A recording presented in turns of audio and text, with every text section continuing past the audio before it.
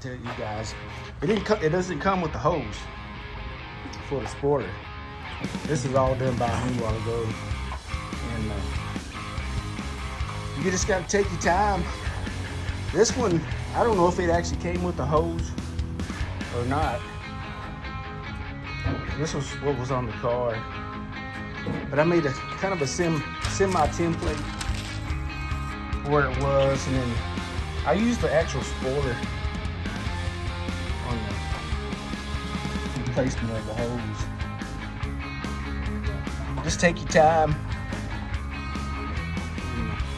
Just go lightly, you know, work your hose, and just go lightly around it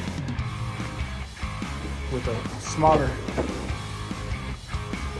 drill bit, and just come on out with it.